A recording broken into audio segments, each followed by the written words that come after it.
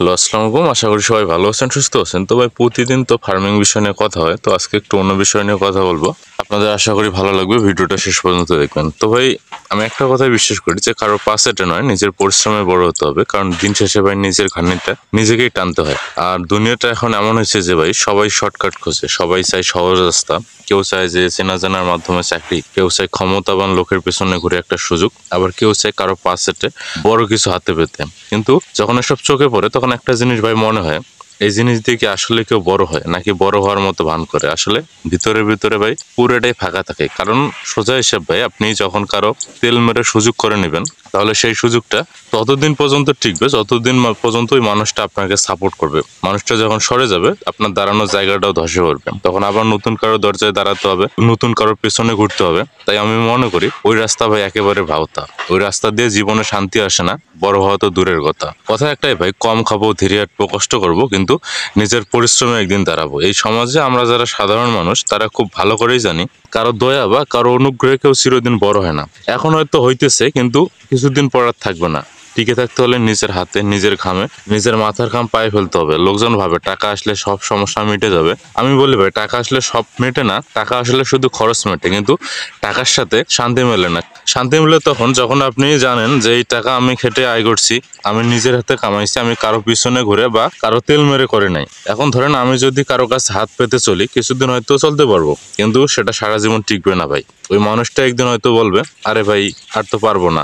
তখন আমি কোথায় যাব? তখন আমার অবস্থা হবে পানিহীন মাছের মতো। তাই আমি আজ থেকেই ভাবি, যতদিন পারি নিজের হাতে উপার্জন করব, নিজের চেষ্টায় দাঁড়াবো। আর যদি পয়সা কম হয় তাতে আমার দুঃখ নেই, কারণ আমি জানি আগামীতে পারবে। কিন্তু এই কম টাকা হলেও যদি আমার নিজের হাতে উপার্জিত হয়, তাহলে এই টাকার মিষ্টি আলাদা। এখনকার দিনে মানুষ চিটিং করে, কেউ মাটিতে দাঁড়ায় না, সবাই আকাশে ভাসতেছে। আমি বলি ভাই, আকাশে ভাসলে একদিন পড়তেই হবে, মাটিতে আবার নামতে হবে। তাই আজ থেকে যদি মাটিতেই দাঁড়ানো শিখি, তাহলে হয়তো আগামীতে বড় ঝড় আসলে টিকে থাকতে পারবো। দেখেন চারপাশে কত লোক বসে থাকে শুধু চাটুকারিতা করে কিছু পাওয়ার আশায়। এরা হয়তো সাময়িকভাবে কিছু পায়, হয়তো একদিন বড় গাড়িতে চড়ে, হয়তো 2 দিন হাই ফাই খায়, কিন্তু আমি নিশ্চিত ভাই জানি এদের ভেতরে শান্তি নাই। কারণ ভাই মানুষ জানে নিজের পরিশ্রমের স্বাদ কেমন, নিজের কষ্টের ফল মিষ্টি কেমন। আরেকটা জিনিস দেখা যায় ভাই, এই সমাজে সবাই বলে ভাগ্য ভালো হলে মানুষ বড় হয়।